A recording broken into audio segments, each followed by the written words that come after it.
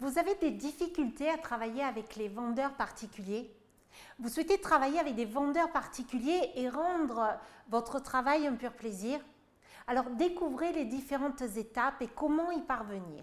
La plus grande erreur que font la plupart des agents immobiliers est de ne pas prendre plaisir à travailler avec les vendeurs particuliers. C'est vrai ou pas? Par expérience, je dois affirmer que de nombreux professionnels de l'immobilier chaque jour combattent avec les vendeurs. Avec les vendeurs, autrement dit, sans agence. L'approche n'est pas du tout rose, au contraire. Ils ont parfois du mal, on va dire, à prendre du plaisir à travailler avec eux. Et pourquoi, selon vous?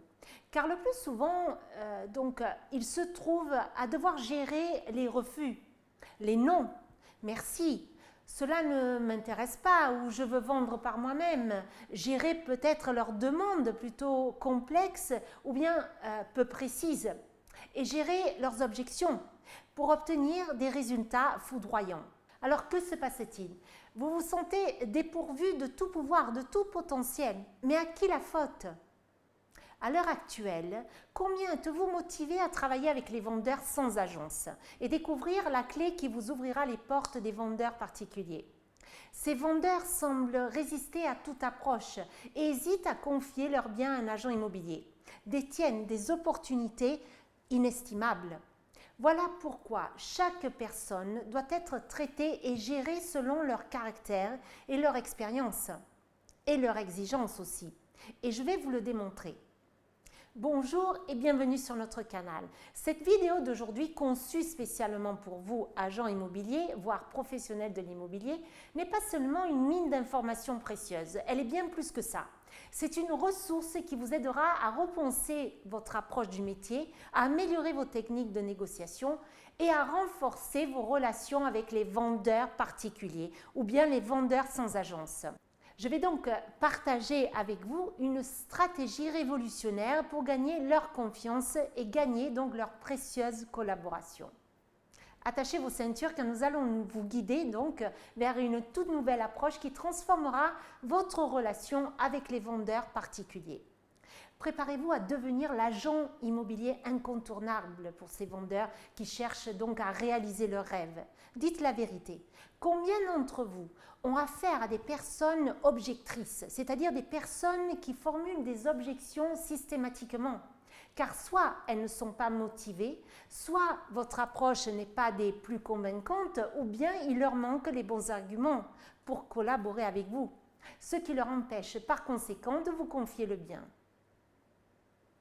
Vous êtes à la recherche peut-être d'une expérience excitante avec les vendeurs, une expérience d'un plaisir renouvelé dans votre métier et d'une augmentation significative de vos résultats. N'attendez plus et suivez-moi. Tout d'abord, la première chose à bien identifier est votre approche. Vous le savez, avec vos clients, votre approche doit être avant tout basée sur l'écoute, nécessite une combinaison de tact, de transparence et d'une compréhension claire des besoins et des désirs du vendeur. Pour comprendre donc véritablement les besoins de ces vendeurs particuliers ou bien sans agence, vous devez plonger au cœur de leurs motivations et de leurs préoccupations les plus profondes. Ainsi, l'acte de vendre ne doit pas être vu comme une simple transaction, mais plutôt comme une opportunité de répondre à un besoin précis. Vous devez en quelque sorte être le docteur spécialiste en diagnostic immobilier. Dites-moi où vous avez mal et je vous donnerai la solution. Un exemple. Pourquoi doivent-ils vendre par exemple? Quel est le motif? Quelle est l'urgence? La première étape est par exemple engager la conversation de manière ouverte et conviviale. Voici un exemple de comment cela pourrait se dérouler. Je vous donne un exemple. Donc, bonjour, je suis Isabelle Laurent, sûre de soi, déterminée et souriante. Vous attendez de voir ce qu'il va vous dire. Je suis agent immobilier, je suis une professionnelle de l'immobilier. Et attendez encore le silence. Vous êtes bien le propriétaire. Et vous attendiez encore. Vu que je vends des maisons tous les jours, je veux m'engager à vendre la vôtre. Il y aura plusieurs possibilités. Il vous dira « je ne suis pas intéressé » ou « je veux essayer de vendre par moi-même » ou bien il vous dira « dites-moi, comment vous allez le faire ?» Après avoir établi donc une connexion initiale, l'agent immobilier doit chercher à comprendre les motivations du vendeur et ce qu'il attend de la vente de son bien. Voici un autre exemple.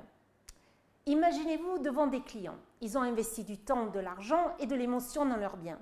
Et ils cherchent quelqu'un en qui ils peuvent avoir une confiance absolue pour réaliser leur projet de vente. Pour établir cette confiance, vous devez vous mettre à leur place, vous adapter à leurs besoins. Et qu'est-ce que vous devez faire? Poser les bonnes questions. Par exemple, pouvez-vous me dire pourquoi vous avez décidé de vendre votre maison vous-même? Et vous les faites parler. Quels sont les principaux objectifs que vous espérez atteindre avec cette vente? Y a-t-il un délai spécifique auquel vous pensez? Ces questions visent à comprendre les attentes du vendeur et à identifier d'éventuels défis ou bien préoccupations. Elles permettent également à l'agent immobilier d'adapter sa proposition de valeur en fonction des besoins spécifiques du vendeur. Une fois que vous aurez identifié donc ces besoins spécifiques, vous serez en mesure de proposer une approche sur mesure et de convaincre les vendeurs particuliers de vous confier un mandat exclusif. Si vous vous engagez à offrir un service, on va dire, personnalisé et à répondre à leurs préoccupations, vous pourrez les rassurer sur le fait que vous êtes l'agent immobilier idéal pour mener à bien leur projet. Vous pouvez par conséquent leur proposer des solutions concrètes comme une stratégie de pricing basée sur une évaluation approfondie du marché par exemple, une promotion ciblée vers des acheteurs potentiels qualifiés ou encore un suivi régulier et transparent pour les tenir informés à chaque étape. Démontrez-le que vous êtes en mesure de le faire. Bref, en comprenant et en abordant les besoins spécifiques des vendeurs particuliers, vous serez en mesure de leur montrer que vous êtes un partenaire de confiance qui mettra tout en œuvre pour réaliser leurs objectifs. Mais vous transformerez donc les vendeurs particuliers réticents en clients satisfaits qui vous accorderont un mandat exclusif. Rappelez-vous, comprendre les besoins des vendeurs particuliers ne se limite pas uniquement à les écouter, mais aussi à en agir en conséquence pour leur offrir une expérience unique et une valeur ajoutée qui les convaincra de vous confier leurs biens en exclusivité. N'oubliez pas qu'une approche correcte est aussi de créer une relation de confiance. Autrement dit, avoir la capacité à établir donc une connexion personnelle et à leur montrer que vous les comprenez réellement. Pour y parvenir, il est donc essentiel d'être à l'écoute, les écouter activement, comme je vous ai dit précédemment, de poser les bonnes questions. Pourquoi, combien, comment, quand et d'ici combien de temps? Quelles sont leurs principales préoccupations?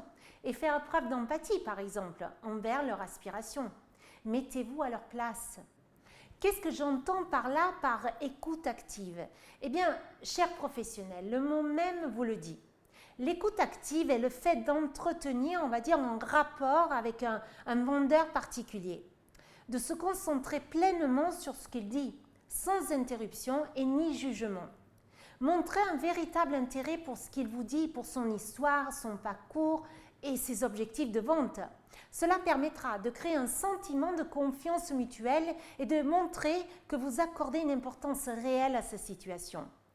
Sachez que si vous posez les bonnes questions, des questions ouvertes dès le début qui encouragent donc une réponse détaillée, telle que qu'est-ce qui est le plus important pour vous dans le processus de vente? Quelles sont vos attentes en termes de délai? Ou encore, quelles sont les préoccupations que vous avez quant à la vente de votre bien?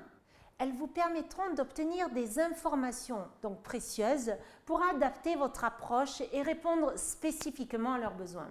Je vous ai parlé aussi d'empathie. On entend souvent parler d'empathie dans le commercial. Qu'est-ce que c'est? La pratique de l'empathie est essentielle pour établir donc une connexion émotionnelle avec les vendeurs particuliers.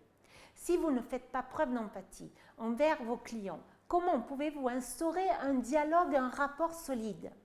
Mettez-vous à leur place et essayez de comprendre leurs sentiments, leurs inquiétudes et leurs désirs. Montrez-leur que vous comprenez et que vous vous souciez de leur situation en offrant des solutions personnalisées qui répondent donc à leurs besoins spécifiques. Soyez authentiques, respectueux et bienveillants dans vos interactions. Concentrez-vous sur le processus et non sur l'objectif final. En investissant dans l'importance de bâtir, on va dire, une relation de confiance avec les vendeurs sans agence, vous serez en mesure de les convaincre que vous êtes le professionnel de confiance qui s'engage à réaliser leurs objectifs de vente. Vous pourrez créer une relation durable qui sera bénéfique pour toutes les parties impliquées et pour le futur. Un exemple. Je comprends parfaitement vos préoccupations et vos objectifs, monsieur. Et savez-vous ce que je veux vous aider à faire?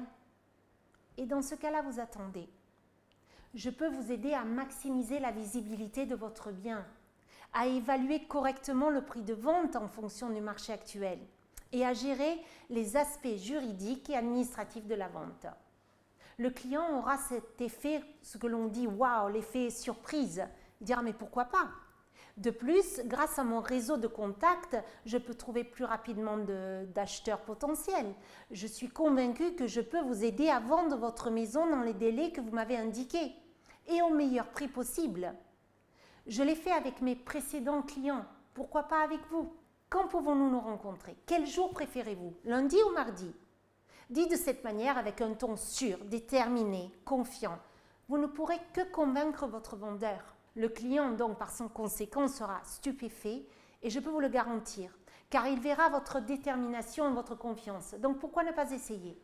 Il y a un autre aspect important aussi dans l'étape, dans le processus de vente, est le savoir gérer les objections, qui fait partie donc de tout le processus. Si vous écoutez activement et vous entrez en empathie avec le client, et vous devez gérer les éventuelles objections, étant une partie intégrante du travail d'un agent immobilier, sachant que les objections ne sont que des doutes de la part des vendeurs, un appel à répondre à leurs doutes. Et que va-t-il se passer? Vous devrez les gérer efficacement. On revient à ce que nous avons dit précédemment, vous devez d'abord comprendre d'où elles viennent et creuser le plus possible pour répondre à leurs doutes. Parfois, ces objections peuvent être dues à des préoccupations légitimes, d'autres fois à des idées fausses ou à des peurs ou une question en suspens. Une fois que vous avez identifié la cause, vous pouvez répondre de manière appropriée. Par exemple, si le vendeur est préoccupé par le coût de vos services, c'est à vous de lui faire comprendre qu'il gagnera du temps et de l'argent en vous confiant le bien. Grâce au service que vous lui offrirez et comme toute personne qui travaille, il est tout à fait légitime d'être reconnu pour le service offert. Vous pouvez lui expliquer également comment vous pouvez l'aider à obtenir un prix de vente plus élevé grâce à votre expertise et votre connaissance du marché. Quand vous êtes confronté à ce type de discussion, vous devez vous imaginer être à une partie de tennis. Je vous explique. Imaginez être une partie de tennis. Quel est le but? Quel est l'objectif? Eh bien, répondre à la balle. Chaque objection est une balle envoyée vers vous. Plutôt que de l'éviter ou de la renvoyer de manière défensive, vous devez l'attraper, l'examiner, comprendre son poids, sa direction, sa vitesse et la renvoyer de manière précise et réfléchie. C'est ainsi que vous prenez le contrôle du jeu. Vous êtes non pas un adversaire, mais un partenaire dans cette partie de tennis. Travaillons ensemble pour obtenir le meilleur résultat possible. Vous serez invincible. Donc si vous avez aimé notre vidéo d'aujourd'hui, n'attendez plus. Qu'est-ce que vous attendez? Êtes-vous prêt à tirer le meilleur parti de chaque interaction avec les vendeurs particuliers, avec les vendeurs sans agence? N'attendez plus et inscrivez-vous sur notre canal. Je vous dis à bientôt et à la semaine prochaine.